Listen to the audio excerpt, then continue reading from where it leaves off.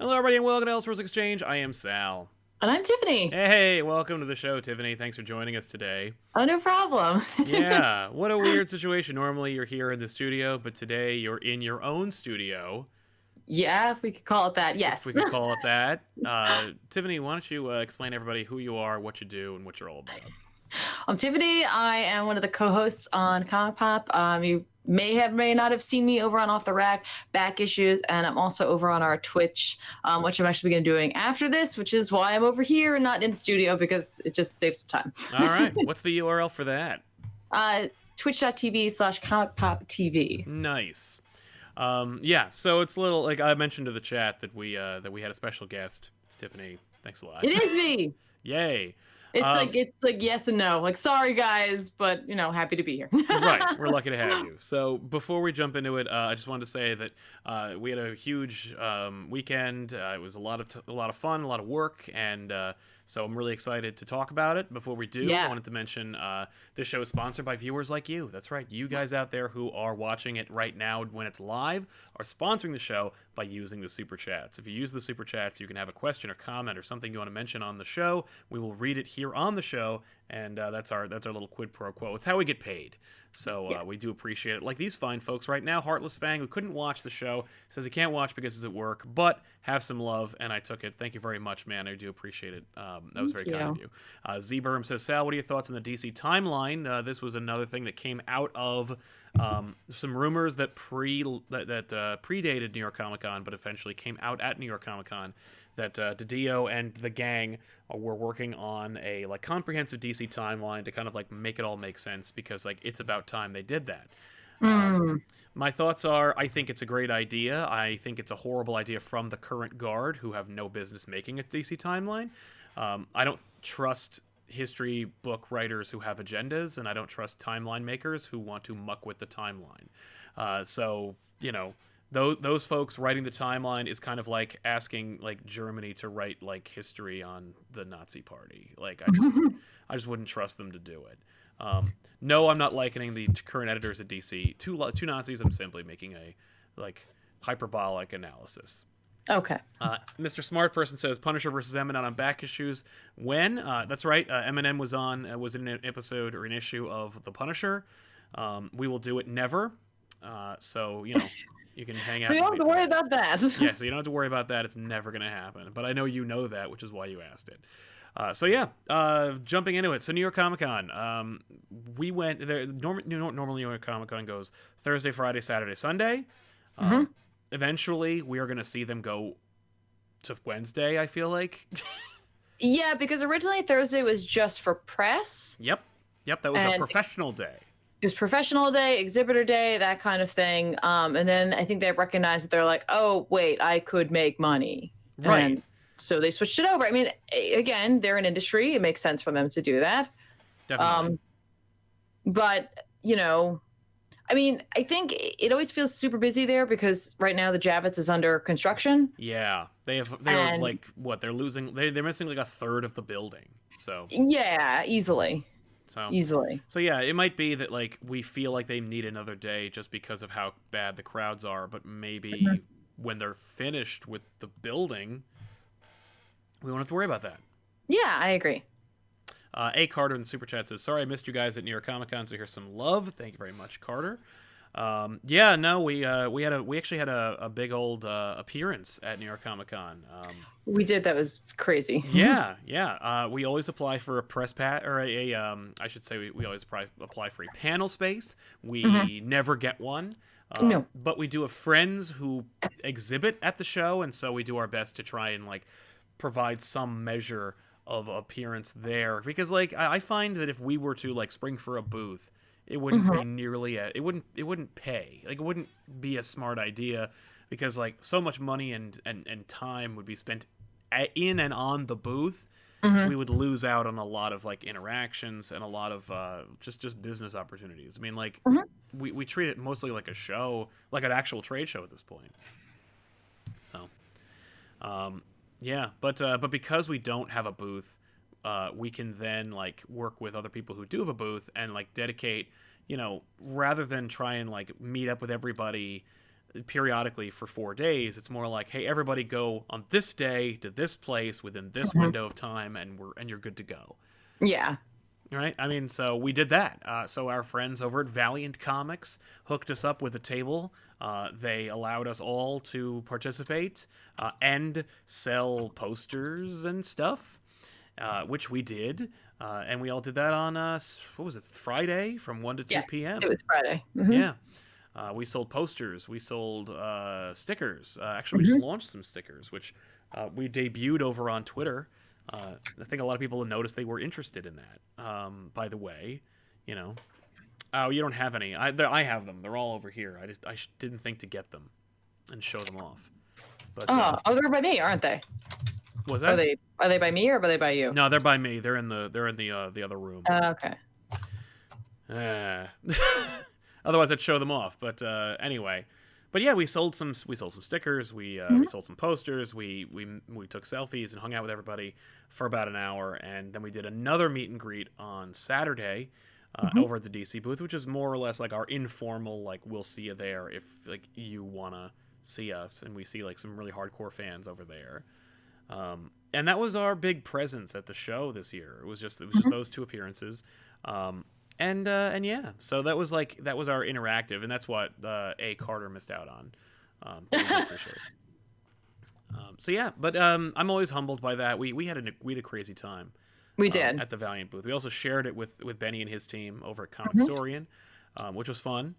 Yeah, it was really nice. Yeah, I really expected the line to be much shorter. We were like, oh, okay, like this is everybody, and then they're like, no, we put them all over there, and it was like, Yeah, I was like, oh, and then they were like trickling people up. Exactly. Which made sense, but it was just so crazy. Oh yeah, no, definitely.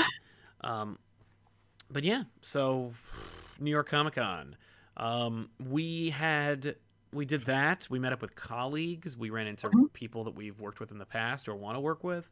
Yeah. We met like different creators. We didn't go to any panels. I don't think you went to any panels, right? No, there was just no time. No. And that's the thing. Like for the most part, like the panels that they do have would be like the panels that I would go to. I never even pay attention to what they are. So like, I remember when we first went, like back in 06, they had the usual Joe Quesada Cup of Joe panel. Yes. And there were probably like, I don't know, a couple hundred people there, and it was in the biggest hall they had. Mhm. And we were like, this is kind of fun, but like I remember like halfway through the panel we were like, this sucks. Like sitting here was really boring, and like waiting for shit we wanted to hear about, and even then like the stuff you did hear about, like there were bloggers all sitting there and waiting for those announcements so that they could write about them immediately following it. So it's like you could literally be at the show or anywhere and never have to go to a panel and still know exactly what's going on at the exact same time, because like Yeah. people are live tweeting it or live posting it at Mhm. that moment. In the super chats, Joshua Wright mentions here's some love for being so awesome. Any Thank plans for releasing more video game videos on YouTube? Also, I can't wait for the Hawks and Pox on back issues. Yeah, me either, dude. As far as video game content here on this channel, it doesn't do well, or at least it does initially. Like if we had like one video game video, we could do it. But like we did Spider-Man, Mhm. and it did pretty well for the first couple episodes, and then it like Yeah. the dip was so exponential. I was like, okay, I'm not even gonna bother finishing it. I would have had to cut it down, I think. I think that would have been the key, to do like old school bonus round, which was not like an actual playthrough as much as it was just like I played through a portion and then we cut it. Right, down but to even the then, fun. like I've noticed that like, well, when we had the highlights reel of our of your Arkham Yeah. stream, that one didn't do as well as it could have, or at least it should have, and that was just highlights. It was like a 15-minute long video. Okay, it could also be because that game's a little older. It could be. It could be. Thank you, Tim Mickledays, for your support. We do appreciate it, man. Yeah. But yeah, that could be. As far as video game stuff goes, it would have to be like very, I don't know, specific, and it would have to be, I think it would have to be like more like a video Mm. for it to work. Unless it's like a newer comic book related video game, you know, Yeah. maybe then, probably. Luke Varillo says, thoughts on Jonah Hill as Penguin or Riddler and the other casting rumors for the Batman? What about rumors of Robin popping up in the new saga by Reeves? Jonah Hill, what do you think? Riddler, Penguin, either? I'd rather have him as the Penguin, I guess. Yeah, I don't want him as Riddler. I'll tell you that. Yeah, I if I think had to pick between those two. between the Jonah Hill and the cast, I would just be like, make him Bullock and move on. Like I wouldn't. Oh, that's good. Right, make everybody a little younger. Bullock maybe like instead of him being grizzled, he's just cynical. I don't know. But I'd keep Jonah Hill away from those characters. I want some really fun actors to play those characters, and not Jonah Hill. What do you think about Robin? First real Robin on screen outside of the Chris O'Donnell garbage. What do you think about that idea of starting with Robin? I do love that idea because starting with Robin there indicates that they would gloss over an origin story and just be like, and here's Batman. Right. This is Batman. I like the Batman the Animated Series approach where it's like some episodes you got Robin and other episodes you don't. The trick is to just you age him up. You don't make him too old, but you don't make him too young. And just do what they did, because it's like then you could still do adventures with Batman. With Robin or without Robin. It doesn't make sense that Robin isn't there, but it also makes sense that Robin would show up. Yeah. Although, honestly, like, for me, like, my purest Batman has nobody. Like, it's just Batman and Alfred. Like, right. And then maybe Robin. Dynamic duo. Yeah. Well, I'll tell you this. I'll take Robin over Batgirl just because I'm like, I don't like the idea of Batgirl being first. Because, like, she's not part of the family. She's outside the family. She's also I liked the idea, like, when Batgirl first came on the scene, Commissioner Gordon's daughter, but but Batman didn't know who she was, or at the very least didn't want to know. And that helped because it allowed for Batman to have plausible deniability against, like, lying to his, like, partner on the force. It also allows for, like, Gordon to not look like a rube. Yeah. So, Cam Census says, yay for Tiffany on the show. Can take my coins. Thank you. Thank you very much, man. As far as New York Comic Con goes, we don't do a lot of panels. We don't really go to those. I like to just hit the floor and just and just go basically from like one end to the other, unless there's something specific that I want to do, get, or see. Yeah. What about you? What's your like strategy for this show? It's funny. The strategy for the show is typically we always hit the main floor first, but inevitably I really like going and starting over in the block for some reason. Definitely. I don't know why. Yeah. It's like New York Comic Con light over there. It's like dipping your foot into the pool. You kind of get a feel for what's going on. I don't like to spend too much time typically on the floor initially because it's like I want to get a feel for the con as a whole. So like unless there's something that it's like, oh my gosh, I had this opportunity to get something right now, limited edition, something like that. I typically don't stop for too long in any one booth when we initially get there because I also want to get down to Artist Alley to get a feel for that. Yes, Artist Alley is like the main event, so to speak, because like I find that there's always somebody there that we either need or really, really want to get a signature from or meet. As we get further into the industry and further into this job, I've noticed that like we treat it a lot more like a trade show or a lot more like an actual business experience because like there's always somebody that I want to like see or talk to that's related to this. I love the floor and I like hitting it, and that's why I like to go on Sunday because it's number one where all the deals are. Number two, it's no one who is a professional who would want to do business is either there, or if they are there, they're not conducting business anymore. Like, no, it's true. For me, the best times on the floor are Thursday because it is much lighter, especially during work hours. Yeah. Like as we get to people getting off from work in New York, obviously it picks up a little bit.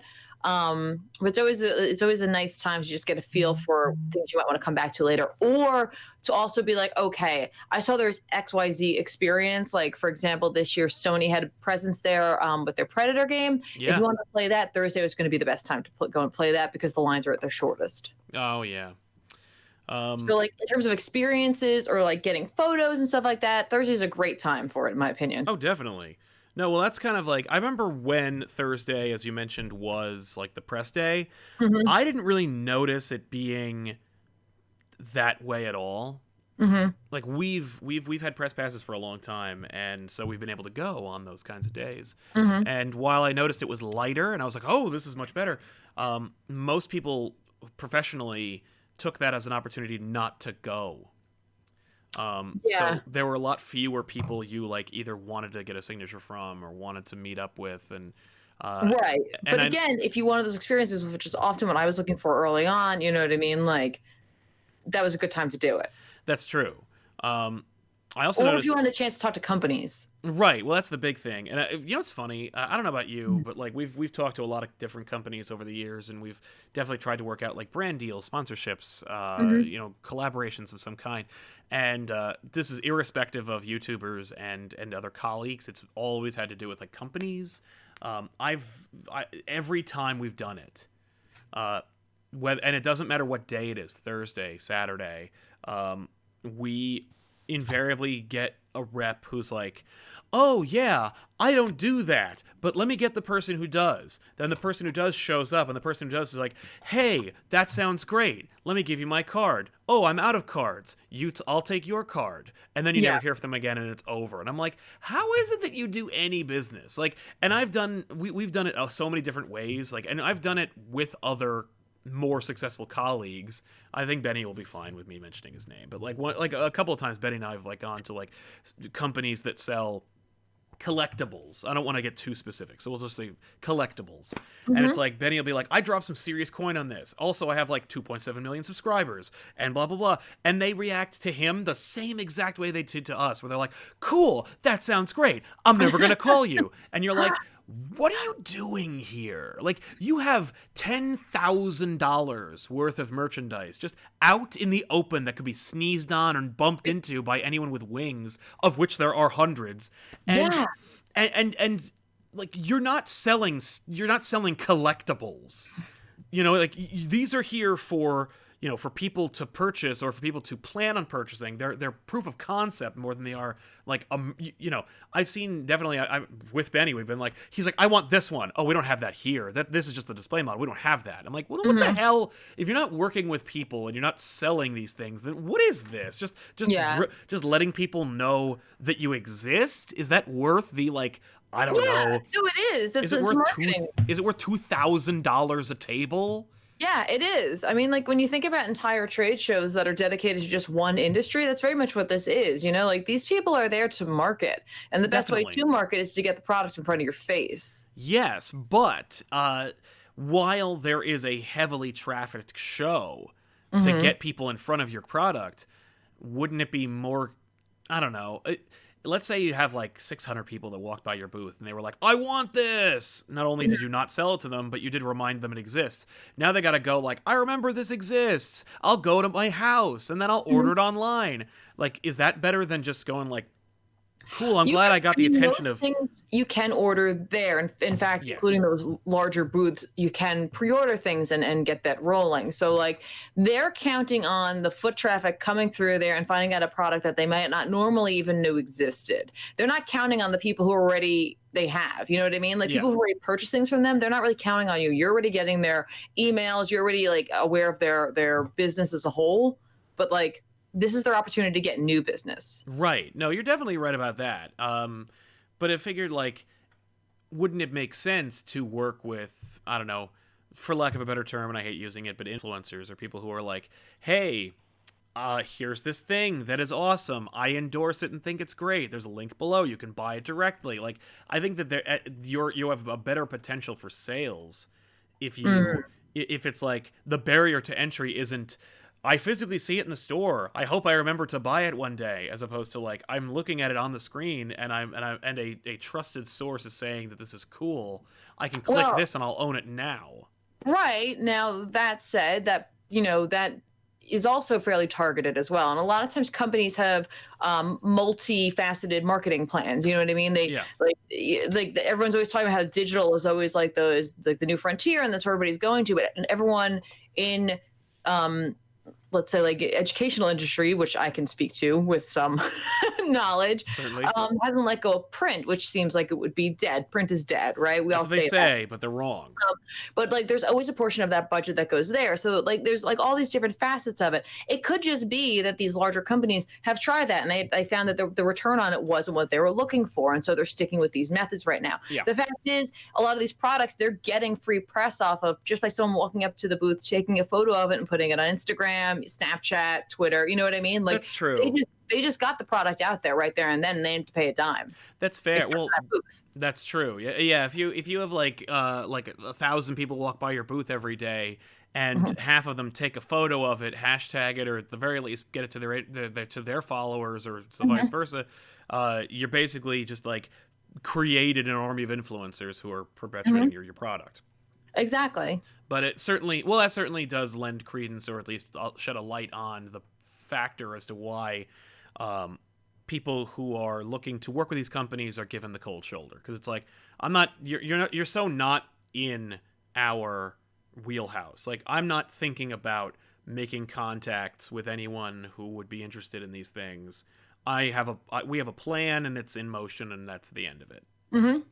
But certainly we use the show to try those kinds of opportunities. We've had some successes and some less than successes with those kinds of experiences. I know that like we worked with a company one time who existed. They came out in New York Comic Con. They're like, here we are. We love what you do. We thought it'd be great if you did this. We did, and then they went out of business, and that was the end of it. But it had no fault to ours. Are you talking about boxes? Yes, I'm talking about boxes. They're still there. They just don't. They just don't. They're still there. They're still at the show? They were still at the show. I actually purchased stuff from them. No way. Well, I know that they well, no, because we ran into our representative last year was on the street with us, and he's like, "Yeah, I got fired. That company doesn't exist anymore." He got fired, but like I think the company went in like just a different direction, and so like now they still do some of their boxes, but like it's less like mailing and more like here's the box, you can purchase it as a gift, but they also sell everything out of those boxes, and they're making a lot of individual products. Yes. They have a Pusheen license, if that gives you any idea as to the booth I was referring to. Oh yeah, no, I know what you're talking about. That was definitely them. Yeah. They also, as I remember, they had some deal with like I think it was GameStop or something. This is, of course, GameStop themselves are like close to Chapter 11 themselves. So. Sure. But again, I think that's an example of an industry that started as like, oh, hey, I think this is like where we're going to be going with this. This is what our marketing plan is going to be. And then over time, they had to reevaluate that marketing plan and like what it was that they were doing as a company. And so they've completely like not rebranded, but like reorganized themselves in a different way. Yeah. That's true. In addition to that kind of networking, we also, of course, like to work with like other peers. I know that like I had a list of people who had reached out to me during the week leading up to New York Comic Con who were like, "Hey, we haven't talked in about a year. We should definitely hook up." And I'm like, "Okay, yeah, let's do that." And I think we met with everybody. There was only one we didn't, but like that was just poor timing on our part. Was it? I don't remember who it was. It was it's the person you had on the show on Elseworlds. Oh no, we ran into him. I think I'm thinking about a writer. Oh yeah, no, that did not work out. Yeah, that's only because they weren't available. No, and like again, like when we were able to get down to their area, it was like clear that it was either lunchtime or whatever. You know what I mean? Like it was just could not connect. It was a hectic show, and if you're especially like less YouTubers and more like comic creators, if they're busy, you know. That's that. They're there for this. Like they're not there to like chat with us. They're there to like mostly talk to editors. I mean, like you've heard Snyder talk at length about his schedule at New York Comic Con or cons in general, but more specifically New York because it's where a lot of like the same people are. Well, particularly the same like bigwigs. Like if Scott has like a pitch, he could actually go to New York Comic Con and talk to like DiDio and like pitch that right there and then. And they do, and they have like meetings like that. Well, a lot of what they do, they don't even need to be in the same room anymore. So this is an opportunity to actually make that connection. That's right. And especially if like, let's say like some of them have like kids or something and they don't have time to spend after hours. It used to be, you know, you go to like a bar or you meet up afterwards or you'd like, you know, you'd leave a little early and hit up like, you know, a restaurant. Now it's like, I got to go home. My kid's like, you know, got to go to bed. Yeah, exactly. But yeah, so but we didn't get to hook up with him. We can mention him. He's cool. Like he's fine. Yeah. Oh, he's great. I do. Yeah, it was Josh Williamson. Josh Williamson was like, we should hook up, and I'm like, we should. And every time I went to his booth, he was busy. And when I say busy, I mean physically not there. Which is again, that's on us. And that was on me. Yeah. giving it a shot, and then like we would be like, all right, we're gonna get back down there. And this year they'd actually put Artist Alley in a larger hall, and yet Yes. somehow it felt more cramped than ever. I don't know how that's possible. Yeah, I think I it might have just been they have more people because like I guess the it's layout like, wasn't bad. no, the layout was fine. I think what it was they suffered from that, like they're like, okay, we have more room. I know people complained that it was like cramped in the other hall that we had it in. Yes. So now we have a larger hall. We'll just put more, like a higher percentage of people in there. And it's like that doesn't actually solve the problem. No, no, no, no. The problem with New York Comic Con is and always has been the Javits Center. Well, once they finish their construction, everything will be much better. I mean, I loved Old Artist Alley. I thought it was phenomenal. I know it was kind of further off, and so sometimes the artists felt like they were away from the con, but it was so much easier to actually like have a larger population of artists and con goers in that area. Yes. And not have it feel like so claustrophobic and allow you to actually find the artists you want to see. Oh, I know. Well, that was are you talking about the wing, like the entire Yeah, I other love the building? wing. Yeah. I mean, they're going to do something. I mean, this is my favorite Artist Alley was when it was in the press area upstairs, and there. But it was a combination of factors. Number one, the press area, was carpeted. It had a nice natural light. It felt really like comfortable and pleasant in there.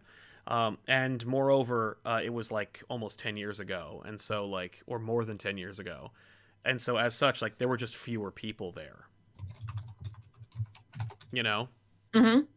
Like, yeah, it was just there were just too many people there, or there's too many people now. Back then, it was like you could literally walk up to anybody and just be like, "Oh, hey, what's going on, man?" Like, yeah. But like they were kind of like, "Where is everybody?"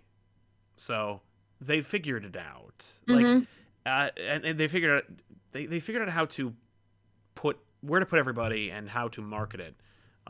It's just kind of like it's too bad because I do miss that. I mean, like that was basically Special Edition New York City, which was just Artist Alley but on a different day. Yeah, and that was fun.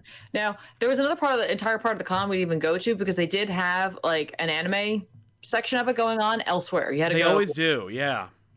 But like not anywhere near the building, so like I just never made it. No, I didn't go either, and I never do because like why would you have two shows at the same time? And the only reason you do that is because you don't want to spend the money to have two shows. Yeah.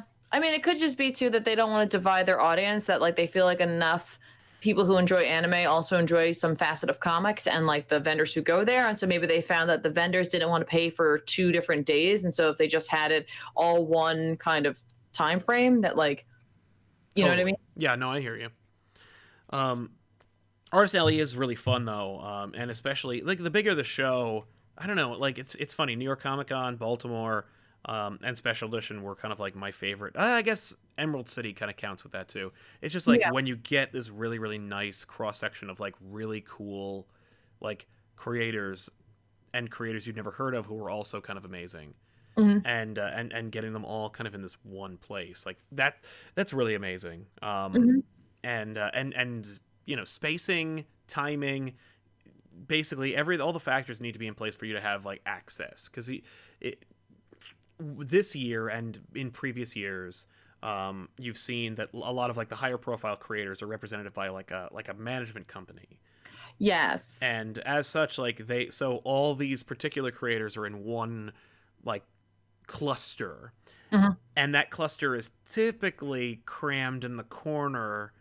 And as such, it is almost like the closer you get to that cluster, the harder it is to get to those creators, and it just becomes a mess. And it's like we didn't like there was a handful of creators that we would have loved to have talked to, or at the very least like caught for a second, been like, hey, do you want to do anything, or like, hey, good to see you again. Just that it was impossible to do, because of the crowd.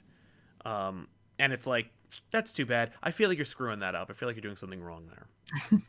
Well, again, that the area that they have, had they removed a few tables might have helped, you know what I mean? Or like maybe because there's like the artist area in the one hall, and the next hall was the queue hall for some of the larger I think panels, but also celebrities. Yep. You could have taken part of that and maybe put on that outskirts area some of the larger like represented groups over there. Yes. because you want to keep them close to Artist Alley so that the more independent artists also get like some press, because as you're walking up and down trying to find the artist that you're looking for, maybe you see something that you didn't know like existed. Yes.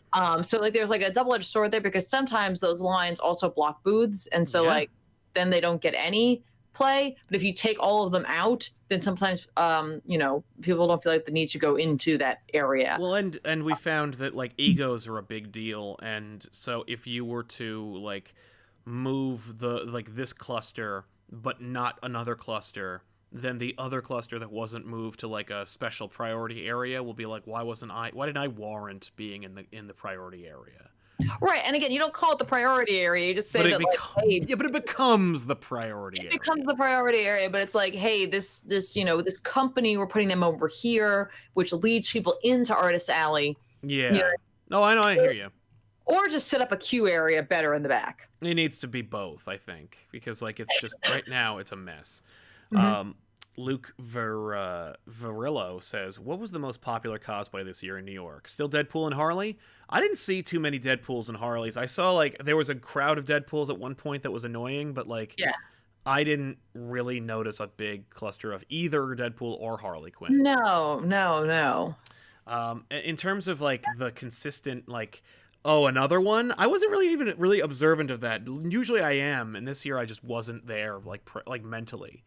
I feel like I didn't see too many copies, but I also didn't really get a chance to really head out to the cosplay area, because there's like an unspoken, now more spoken cosplay area. It's like food trucks, outdoor area. That's where all the cosplayers kind of go, because you get better shots outside, obviously. Yeah. But also the press area is now the cosplay area, so you can go upstairs too. Yeah, there is that too. But that said, if you're playing cosplay bingo, you better well know that we definitely saw at least one Lilu Dallas, because I definitely did. Nice. I didn't see her this time, but I saw two. Yeah, like nice. You're always going to see a Lilu Dallas from Fifth Element, like every time. Yeah. What was it? Adam Thenhouse says, keep them lights on. Thank you very much. Oh, thank you. Any plans to go to C2E2? No, not soon. Now that Absolute Comics, which is a new podcast that I'm doing with Benny from Comicstorian, is in play, probably. But it used to be, it was just so prohibitively expensive to go to Chicago, get a hotel. Because it's like, for me, and for Tiffany as well, when we go, it's like, we go to meet with colleagues and have a good time. And it's around the corner from us. Ideally, it's a 45-minute drive. Yeah. Chicago's considerably more. It's a plane ride and a hotel room. Whereas with New York, it's literally just like you got to pay for the bridge and tunnel, but like, with Easy Pass, a little cheaper. But in any case, you're going to New York, you're coming home that night. You're spending, realistically about 10 hours in the city, or with travel and everything. Outside of that, you're kind of like, well, if I go to a faraway city, it's like I better make it worth my while. It'd have to earn me something. And with shows like Emerald City and C2E2, if we're not like invited, or if one aspect isn't paid for in some way, lodging or airfare, then it doesn't pay to go. Because I want to meet everybody in like Seattle, Chicago, Los Angeles, and I want to go to those. It's the only reason I don't go to San Diego. It's just because like I would love to go. It's really expensive. It's hard to find a hotel, and I don't make any money going. Yeah, no, it's true. Kansas Production says 2021, Batman and Spider-Man 3. What an amazing year. Yeah, man, I can't wait. It's exciting. Yeah, it's my two favorite superheroes getting movies. One at the beginning and one possibly at the end. Who knows? But I'm hyped. As if Syed helping us out. Thank you so much, man. Thank you. Two mics, one take. Hey, Sal and Tev, welcome back. When can we expect a review for Joker? Also, congratulations on starting the new podcast with Benny. Take care and much love. Yeah, well, we were going to do Joker originally, I think, like the other day, but we just didn't get a chance to do it. Because we saw it on, like, what, Tuesday? Yeah, I mean, whenever you want to, I'm down. Yeah, all right. Well, then maybe next week or something, I don't know. Okay. Yeah, I mean, like, here's the thing. It's always hard for us to time that, because we want it to be on the cutting edge of being like, hey, you guys are still interested in talking about Joker, but we also don't want to ruin it for people who haven't had a chance to see it, since it did come out over con weekend. Not everybody had the opportunity to go, and especially us. We didn't go that weekend. We went on Monday or Tuesday. So yeah, Monday. But one of these, soon. sooner than later. If we don't get to it this or next week, then we're not going to do it. Mr. Smart Person says, I got a new job. Here's positivity money. Thank you very much. Oh, congratulations. Congratulations on your job. Mr. Roboto, any good convention eats? Second, you put fans in awe. As far as convention eats go, Tiffany found a great spot and in the convention. So tell them about it. It's about Korean. We have lunch down in the actual Javits Center. In the Javits Center, we found a place that was actually not bad. We don't typically eat in the Javits Center. Typically, we will go outside of the Javits Center and like just use Yelp and just check out what's in the area. Yeah. But one day in particular, I think it was actually Friday. It was after the signing. We just ran out of time. Yep. We wanted to check out the rest of the floor, so we didn't want to leave the convention center. Went downstairs, and they have that big area down there where they do like the burgers and the chicken fingers and like all the typical convention food. Yeah, there's a couple of other booths back in that area. One is empanadas, which I thought they were kind of pricey. I'm sure they were very good. One is pizza, guys. First of all, let me just say, if you're gonna get pizza, don't get it at the convention center. Just don't. Like literally, if you just take a walk up to the Port Authority, you can get like $1 like slices of pizza. Yeah, you know what blew my mind about that really quick? We went to lunch, Benny and I, along with a colleague, during I think it was Saturday or Sunday's show, and we got pizza. It was $6 a slice. This is a place that was 10 blocks up. Yeah. But that was supposed to be, it was also a specialty kind of place. It was just regular pizza. Let's get some street pizza, trust me. It was regular pizza, but in the convention it was $5 a slice. $5 a slice. And it was like I saw people eating it, and like if you had it and you liked it, that all the good on you, man. But it looked like there was no crispness to it at all, which I was like, Yeah. You go to Two Brothers by Port Authority. It's $1. Yeah, they'll take care of you. There's a Greek place. They were out of everything. There's a little Korean rice bowl place. That's the place to go. Yeah, Korean rice bowls. It's a little more expensive, yes. But you get a full, complete meal, and it's ready to go instantaneously because they're constantly making food. And it was really good. I actually really liked it. It was good, and it was fast, and that's what you need. Which was everything I could have asked for. Yeah. We like our food, and we're eating it before the rest of the team got back with the other stuff that they went to go grab. Yeah.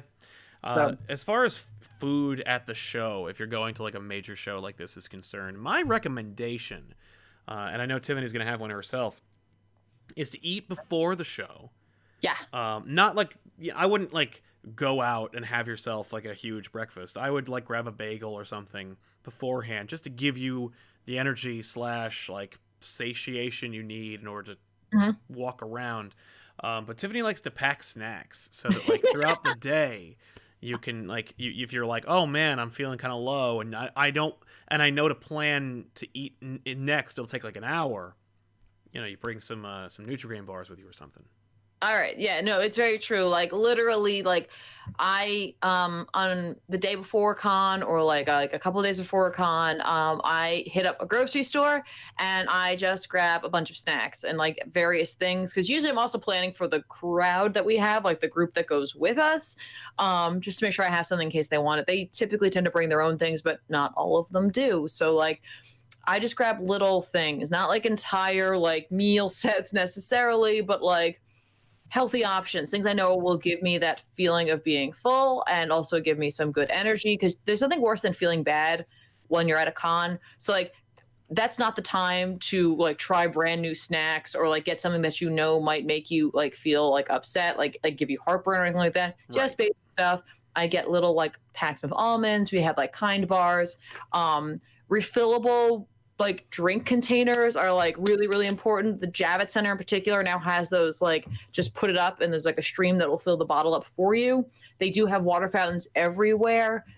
Just have something with you so that like, staying hydrated is so important. So, you have to do that at all times. Yeah. Try to stay away from getting coffee if at all possible at the convention center. It will always be more expensive than anywhere else. Get it on the way, have something at home before you head out. Anything you can do to like not have to deal with that. Also, the line will be out of control and you've already spent some time there that you could have spent on the floor, Exactly. So. John Holbrook just helping us out very much. Thank you so much, John. Very kind. Will I Am Golden. My only problem with New York Comic Con, there's nowhere to sit. So there are, and yes, I know what you're talking about. So there's always the Sci-Fi Wire Lounge, which used to have a lot of stuff in it, but now literally was just a lounge area. Had some tables and chairs and some charging stations. Yep. So if you could get a spot up there, you can have a seat there. There's also the stairs that lead up to the press lounge. They typically just let folks sit on those because they're like two escalators next to them, so you're probably okay there. Also, if you go all the way downstairs, there is a little room and with like one sign on it that just says quiet room. Yep. And my understanding is I didn't go in it this year, but I've peeked in it before. It's just literally a room for if things are becoming a little overwhelming or it's just too loud. It's just a place to go and just take a minute. Yeah. And I think they do have seating in there. Yeah. And this is the second year that I saw that they created little like other lounges downstairs near the like panel rooms and stuff like that. Last year was the Cheerio Lounge. This year it was the Watchman Lounge. It was the Watchman, and they also had seating in there, charging stations, that kind of thing. Yes. So my advice would be like if you're overwhelmed, get out of the main floor, go to the ancillary areas, and find an area like usually below the between the top and the bottom levels. There's a stairwell, and a lot of people are sitting in that area. Mm-hmm. Right, but it's basically the huge stairwell that leads to the main panel hall is an area where a lot of people sit down. But you're right. There's no like bench. Yeah, there's no like dedicated seating, but you can find little areas here and there, and they don't like if you go and sit on the if you're on the main floor and you go over to where the bathroom escalator exit situation is, typically you'll find people just kind of taking a minute and sitting down. You don't usually get flack for sitting in that area. If you do sit in the aisles of the actual con floor, they'll say that it's a fire hazard, but over there it seems to be okay. So if you see some folk having a seat and you feel like you need to sit down, I would head over to those areas. It also doesn't hurt to plan out like breaks, particularly lunch break, where you're like, I need to go. And once you have like a plan in place and you can go there, sit down and take it easy for a good hour and then return to the show. There's nothing you're going to miss outside of like panels. Right. And that's another area too. Like if you know that like I want to plan to have a break here and there's a panel you're interested in, go to that. Yeah, that's another great thing. Probably going to get a seat there if you get there early enough. Yeah, so you could actually just go to a panel that if you like look at the program, you're like, that's a panel no one's going to go to. Go to that panel, have a seat. Yeah. Go through your stuff, Take a minute. Exactly. Fill the area. Mr. Roboto says, Sal, you plan the trip. We comic poppers will help. That's one thing I refuse to do. I'm like, I use money that we make from the channel, to finance those kinds of things, but I'm not going to like kickstart it or ask you guys. No, and it's very kind of you guys to think about it. But like that's our responsibility to get themselves out there. Yeah. And also like make them pay. Like no, like you guys don't pay for it. Like make Marvel, DC, Valiant, whoever like pay for us to go out. Like they got they have budgets and finances and they spend it on ludicrous things. So like let them pay for us to come out and talk about their shit. If they're gonna. If they're not gonna, then I'll pay for it if I think it's worthy. But otherwise, forget that. No, you don't pay for it. You don't need to shoulder the burden that a company should pay for it. But yeah, so like as far as like post-mortem when it comes to this con, any takeaways, any big like, oh, that was we did this, and this. I know that like we, like I was saying before, we we ran into a lot of colleagues. Like I bumped into Thorgy in 2 non-consecutive occasions. Yes. By the way, hopefully Thorgy's feeling well. Apparently he had surgery the other day. Oh my gosh. And I hope he's doing post-con? well. Yeah, post-con. Wow. That makes more sense. That was good planning on his part. I know. He tweeted about it, which is why I feel comfortable saying something. Okay. It wasn't like personal. It wasn't like he's like, I had surgery. Like, no, like he mentioned it in the thing. I'm like, well, I didn't know that. And he looked quite well, so I don't know. But I'm glad I'm hope he's doing well. But he also mentioned like, but because we bumped into him, we're like, hey man, you got to come on the show. He's like, I had a great time. I would love to come out, do this, that, and the other thing. So like Thorgy will hopefully invariably come down to the studio and we'll shoot more with him. We also got a chance to bump into Toy Galaxy Dan Larson. Yes. That was a really fun treat because we've never met in person. He lives way up north, and but he does like to hit up the shows, and he's one of those people who like we hadn't spoken directly probably since we did the Elseworlds exchange episode he was on, but we had like back and forths on Twitter, and he DM'd me the other day like before the show, and he's like, I'm gonna be there on Saturday, we should hook up. And I was like, wow, like that was cool. So I was like, yeah, man, let's do it. And sure enough, like he reached out to me on Saturday. I reached out to him on Saturday. I'm like, hey man, I'm here. I'm good. Like I had a good window of time where I was like, hey, I'm not doing anything right now. This is where I am. And he's like, well, I'm near there, so I'll meet up with you. And he met up with me. And in fact, I clandestinely set up 2 meetups at the same time because another artist friend of ours also wanted to hook up. Yes. And he was like, where are you right now? And I'm like, I'm here. And I was talking to Dan, and I'm like, I'm here too. So like, Rory met up with us first. I talked with him for a little while. And as he were winding down, then Dan came by. And so it was very Three's Company. I was like, oh no, no, what do I do? And that was great. Dan's really tall. I did not expect that at all. And let's be honest, your team was very professional. Oh yeah, no, you guys really put our best foot forward with that. Dan is tall. He wore like a big long black coat. He looked like a I don't know. He looked like a cool character from something with a fun Toy Galaxy pin. But he came up and he was like, "You're tall," and I'm like, "You're tall, dude. What are you talking about?" Yeah. And we ended up talking for like a half hour just about the process, about the which was funny because he rolled up. Dan was lovely, said hello to each of us who was there, as Ben, myself, and Danielle. And then you guys started talking, and Ben had this moment where he was like, "Should we go? Should we leave? Can we leave?" And I was like, "I don't know. I feel like if we leave, then it's going to make it seem like Dan should wrap up. Yeah, he should wrap up, but he shouldn't. But like if we hang out there, then maybe he'll feel the pressure there." So we're like having this like crisis behind like all this conversation going on.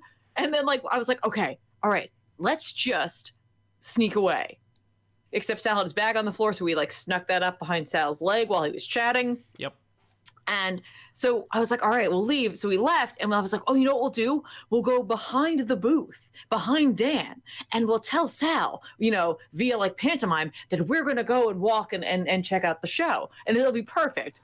It's going to be perfect. So we got behind Dan, and I started pantomiming to Sal, and Sal's immediate reaction was to look at us and then wave, which made Dan turn around, and then we just ran away as fast as we could from the crowd. So, I want to apologize to Dan if somehow he's wanted for our extreme bizarreness. No, I was just like, all right, well, they left. Yep. I'm like, well, they're going to go. And he's like, okay. So we had, but great conversation. We also were like, we need to do something, and then we ended the show. He's like, well, I gotta go. I'm like, yeah, man, because he had business contacts to talk to, and I was like, yeah, sounds great. I'll talk to you later. And we left that, and then he messaged me again. He's like, we should have done that selfie thing that everyone does, that the kids do. And I was like, I always feel bad about doing that. Like whenever we bump into a colleague, I've seen it happen.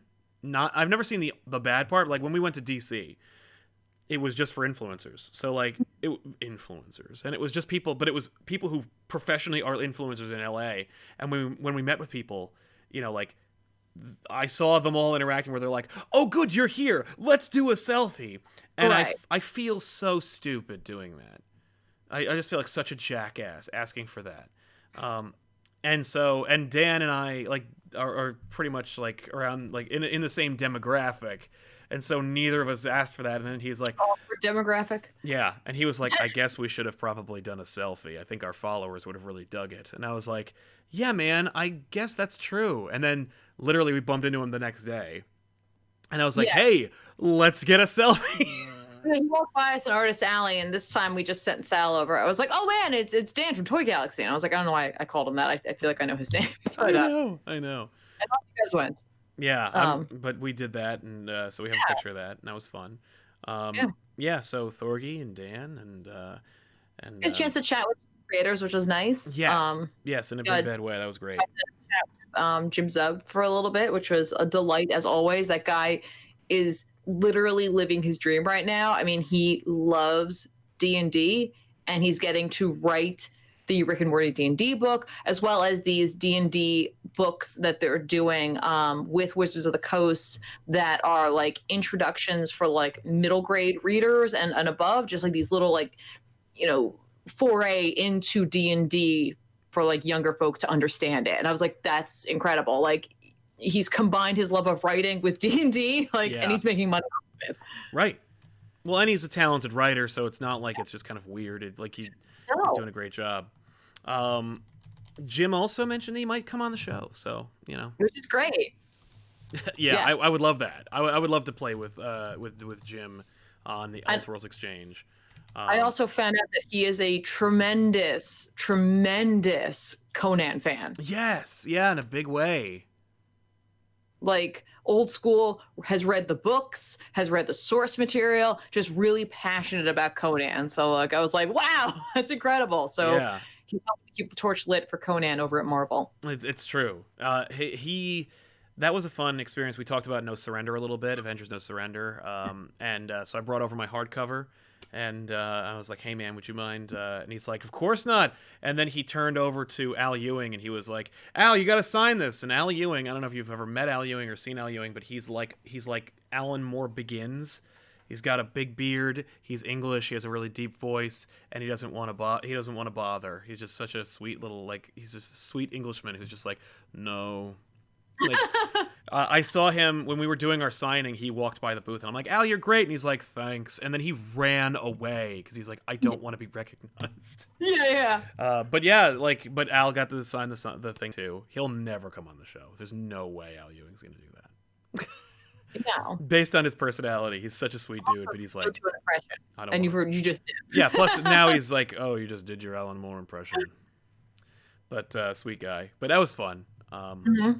We also through our contacts over at Valiant, we were able to do some stuff for Absolute Comics, which is a podcast I do with Benny, in which Valiant was like, "Hey, listen, like we got this Bloodshot movie coming out. We got this action figure that we had commissioned, made. It's not like it's only one figure. They're producing this figure from McFarlane Toys. So like we got Todd McFarlane coming over to the booth, and he's going to talk about Bloodshot.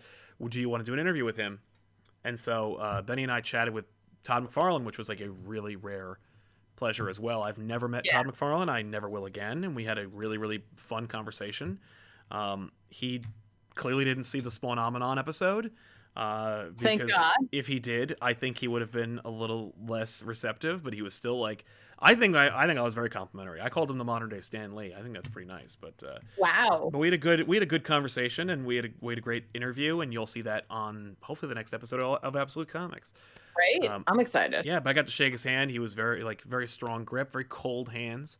It was fun. It was cool. I got to be like, "Hey, congratulations on the Guinness Book of World Records! Like, way to go, man!" He's like, "Yeah, they'll put like the guy who ate the biggest sandwich in the world, but it takes this to get comics in there. What the hell?" And I'm like, "Yeah, man, I hear what you're saying." So that was fun. Yeah. Jumping into the super chats really quick. Can Sav Productions says, "Did you read this week's Amazing Spider-Man? I think who Kindred is so obvious that it might turn out to be a lame surprise twist. It was pretty cool nonetheless. I have not read it yet. I look forward to checking it out. My theory was it was Harry Osborn's soul. We'll see what happens. Ooh. I don't know. I'm sure the next issue, I'm sure the issue will throw it away. I feel like if too many people guess it, they change it. So you never know." Oh. Wookie Drew says, "Thanks to all for all that you do. What's the craziest thing you've ever seen at a con? What's the most expensive thing at a con you had to have and took home?" Great question. Thank you very much, Wookie Drew. Yeah. Craziest thing we ever saw at a con. First year, Frank Miller was doing a signing. The company that was doing the signing wanted to give out wristbands because they needed to give out wristbands to limit the amount of people who got the signing.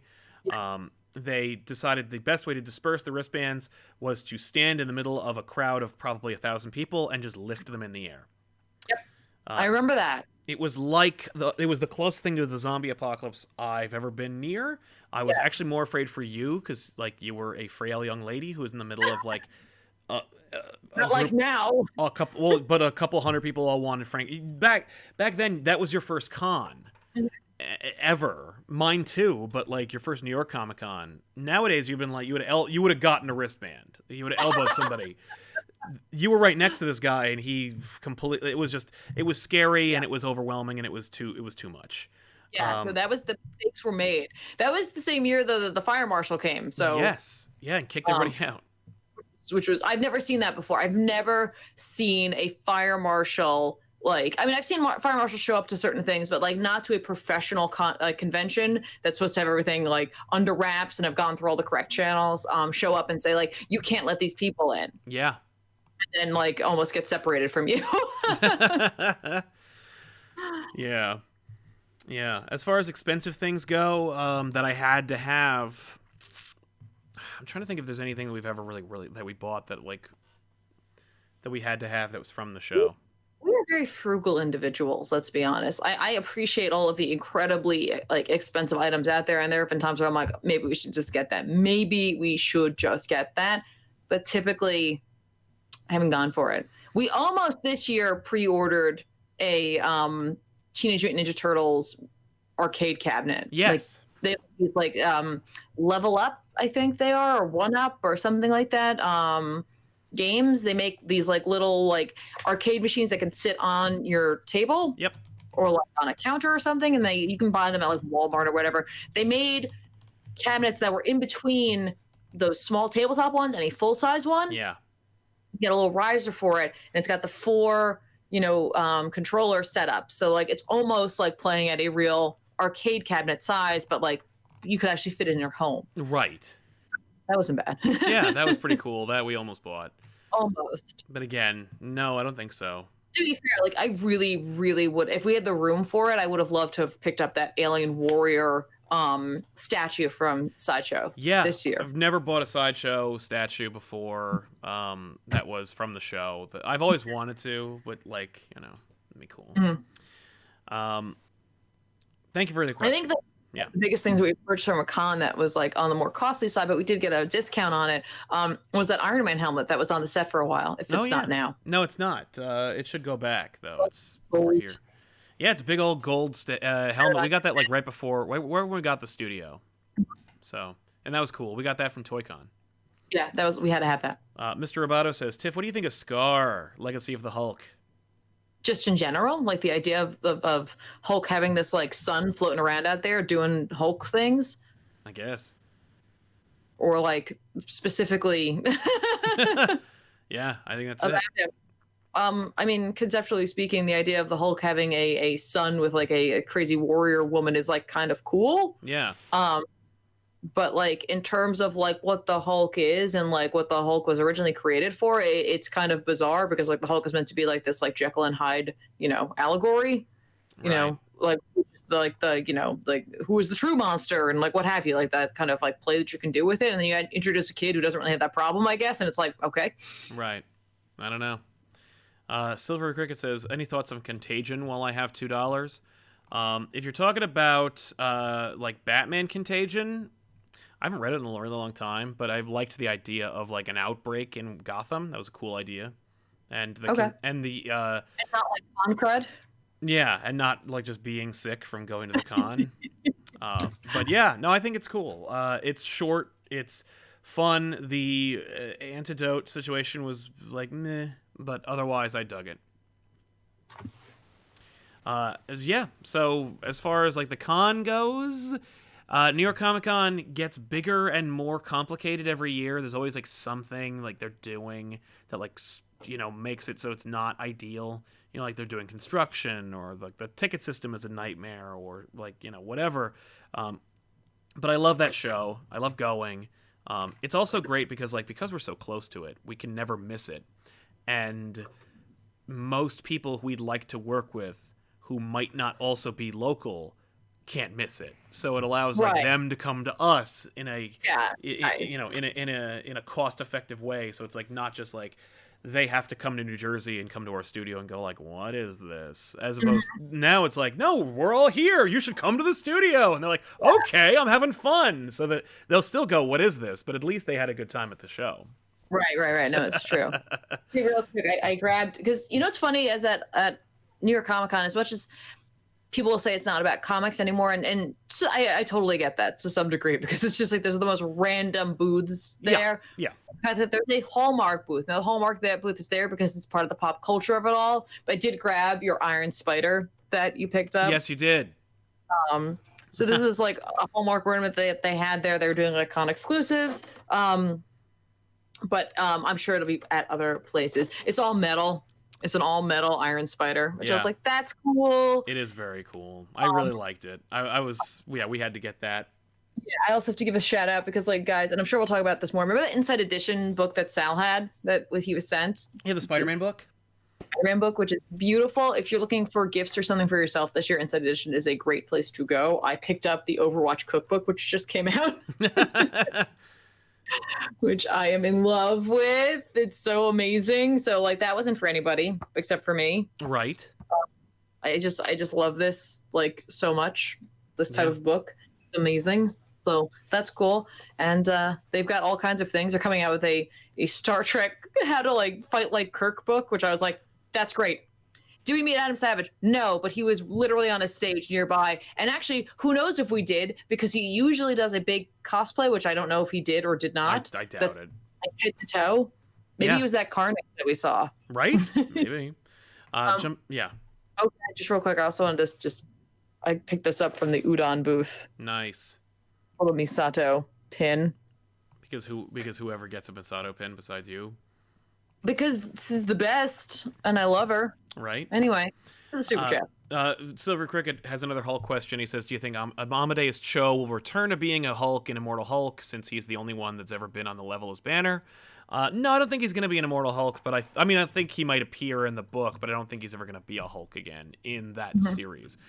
He'll be a Hulk again because everything's cyclical in comics, and he'll be back. There's a huge Amadeus Cho Hulk fan base, but I don't think that Ewing wants to talk about that.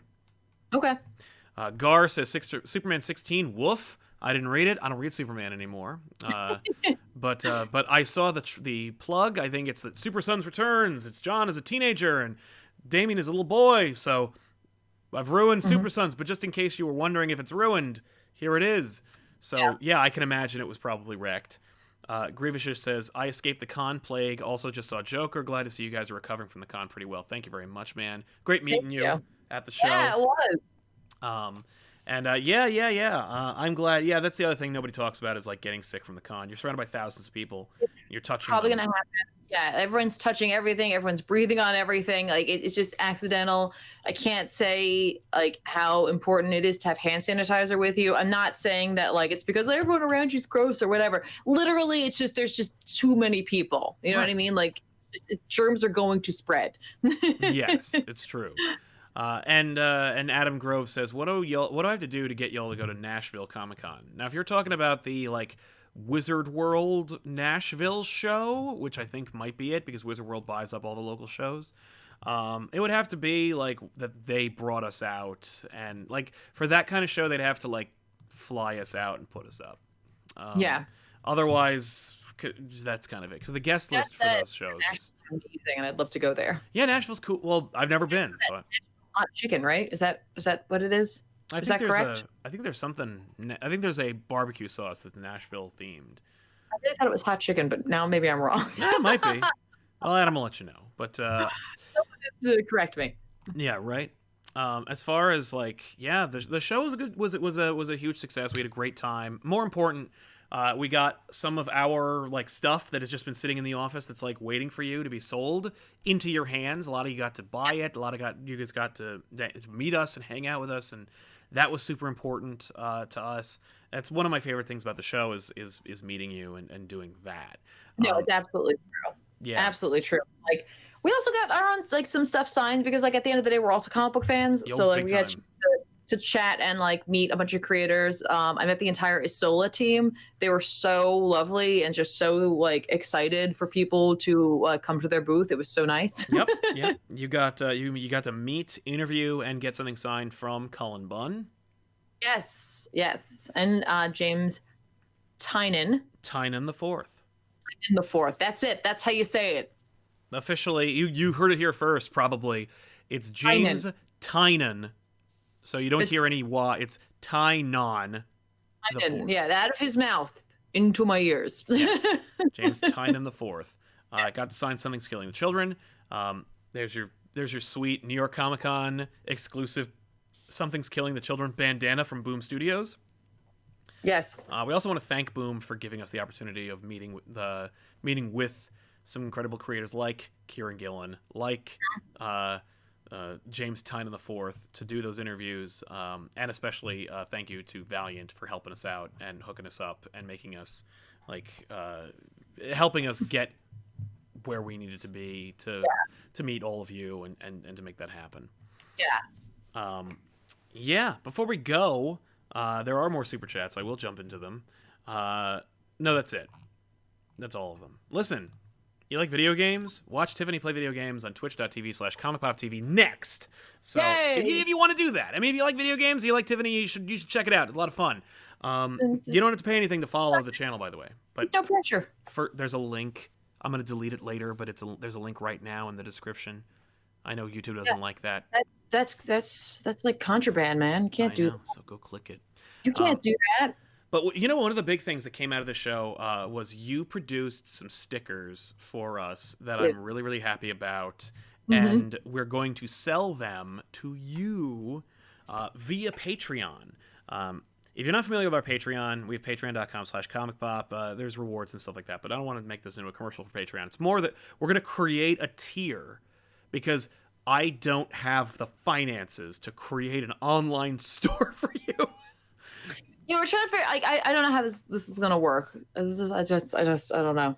I'm trying to figure out the logistics of this. Well, I think the plan is we're just going to create a tier that is the cost of the sticker. You sign up for that specific tier, then it'll have your address. I'll mail you the sticker, and that'll be the end of it. But what about people who are already part of it?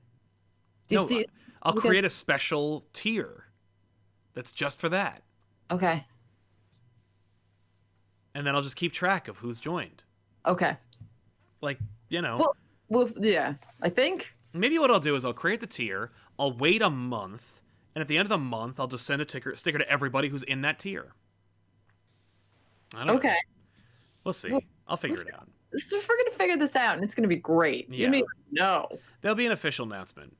Yeah. But yeah. Anyway. Yeah. So what are you going to play?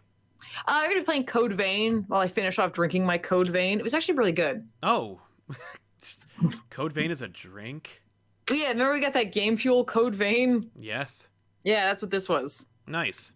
I was like, I'll give that a shot. It's actually my favorite so far. Nice. Well, there you go. If you're already a Patreon patron, we should create a situation where you get stickers anyway, especially if you're paying the reward. I'm saying. I mean, I guess it's like it'd be a tier and then anyone above a certain tier, but we only have so many stickers. Yeah. So we'll work that out. We're going to figure this out, and it's going to be... Yeah. Yeah. Yes. Maybe what I'll do is, I'll put a post right now. I'll put a post on Patreon, and it says, hey, who wants a sticker? Who wants a sticker? And we'll just see who says yes, and then I'll mail it to you based on your patronage. Okay. I like this. I like making the sausage right here on stream. Yeah. Anyway, we want to thank you so much for hanging out with us. You guys are This is such a good idea. Right. So we're gonna work out another next week. Hopefully, another fun episode. We're gonna try and get more guests on this show. And absolutely, it was fun. I actually dug this version of it. Not that I don't be in the studio with you, but I don't know. There was something about this. Yeah. It's way better being 5 minutes away from me than being here. Oh, I like being next to you. That's very nice. There's just for me like the streaming on Wednesdays as well. Yeah. Oh no, it makes more sense. This is very this is good. This is working for me. Exactly. Can I also ask? I shot a whole bunch of random nobody wants to look at it footage at the con. If we put together a vlog kind of thing about the con and we put it someplace that wasn't the YouTube channel, would you care? Right? Let me know. I'm not going to be insulted if you say no. I really won't. I just wanted to do things because I had the camera. Yeah. Oh, and finally, we launched a new show. It's on Instagram/Facebook. It's called On the Cheap. We recommend cheap books you can find at cons or comic book stores. I would recommend you check out Instagram.com/ComicPopOfficial so you can see the show for yourself and decide if you want to watch more stuff. Oh, wait, the con for buying books is great. Do a lap first, because literally we checked out a whole bunch of books while I was wandering around at one point with Danielle. I realized that we hit up a booth that was all trades. They had a Sunday special. It was 6 trades for $25. Right, 6 trades for $25. That's not bad. $5 a piece or 6 for $25. Whatever you wanted to do. Any trade they had, hardcover, soft cover, didn't matter how big it was, how small it was, $5. Yeah. So and it wasn't just useless books that either everybody has or they don't want. It was a whole variety of stuff. Yeah. So it was a really great find. Yeah. But, I toyed with the idea of grabbing all the books and showing them on the stream, but I just didn't. That's okay. I picked up Savage Dragon Volume 1, which it's one of the worst things ever. Like I can't it's supposed to be the first like 6 or 7 issues of the book, and it's like it's missing issues.